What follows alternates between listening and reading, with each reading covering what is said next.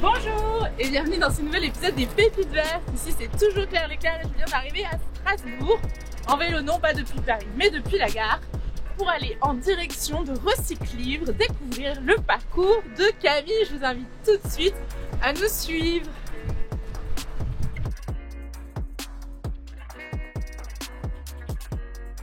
Aujourd'hui, ton job de pépite en tant que responsable de l'atelier, il consiste en quelles étapes? Alors, première étape, on collecte les livres, donc c'est chou.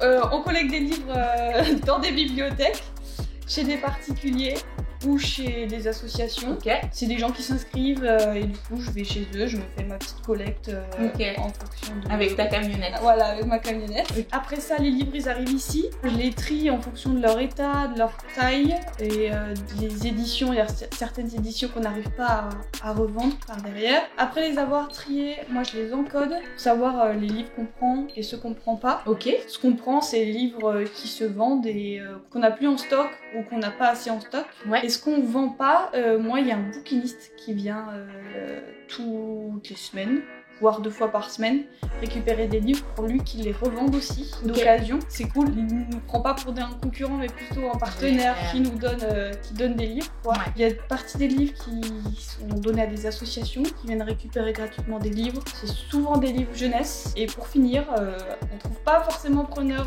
pour tous les livres. Donc il y a certains livres qui se transforment en pâte à papier. Ok. Donc on a un recycleur qui vient chercher aussi 1 fois par semaine. Ok, est-ce qu'il y a un bouquin que tu vois très souvent passer? Moi je pense tout de suite par exemple Le Petit Prince. Et ben figure-toi que Le Petit Prince on le récupère parce que c'est très demandé, donc il passe et je le vois pas si souvent que ça. Le livre, les gens le gardent. Les gens le gardent, ouais, c'est sûr. Les livres qu'on voit tout le temps c'est les Marc Lévy. D'accord. Je le vois je pense 10-15 fois par jour en fait. Ouais. Et j'en ai un peu marre quoi. Je veux plus les lire.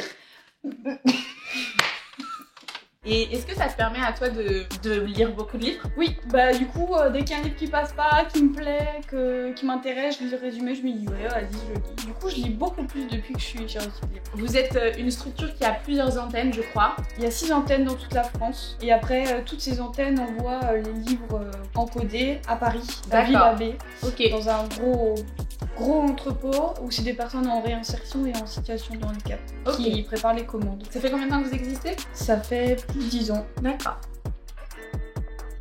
Appuie en même temps sur le bouton pour que ça scanne.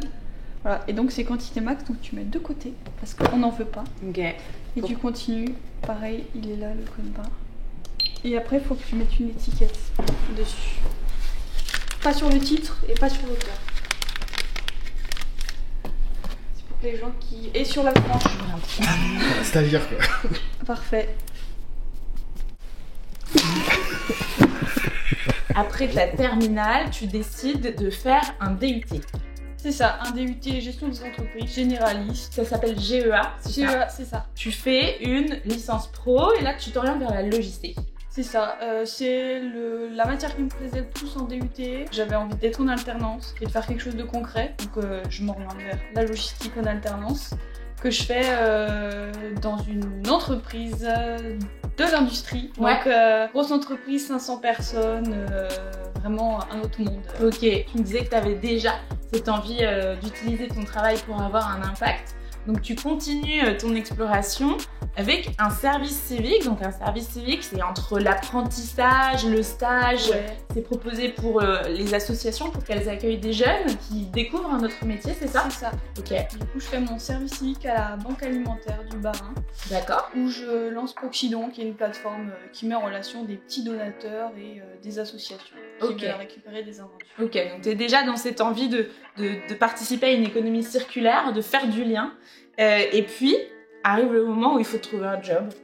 Cet été, c'est ça? L'été dernier? L'été dernier, septembre, je me dis bon, Camille, il faut peut-être que tu trouves un job. Que tu commences, que tu rentres dans la vie active. Et premier mois compliqué, je me dis je vais jamais réussir à trouver un job qui rentre dans mes valeurs parce que j'ai pas d'expérience, j'ai un bac+3, etc. Et au final, je postule du coup responsable d'atelier chez Recyclivre. Et ça fonctionne, donc c'est cool. Trop bien. Et bien si vous cherchez un bouquin, n'hésitez pas. J'ai une dernière petite question pour toi. Si tu pouvais retourner te voir à 17-18 ans et te donner un petit conseil, ce serait quoi?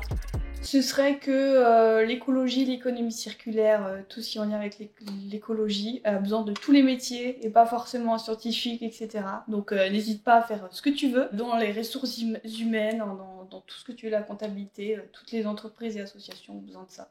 Ok, bah merci. C'est d'ailleurs un message qu'on porte beaucoup aux Pépites Vertes. Aujourd'hui, toutes les industries et tous les métiers se transforment. On a besoin de talent. Alors que votre compétence soit la compta, les RH, la peinture, peu importe, rejoignez des entreprises ou des organisations en transformation.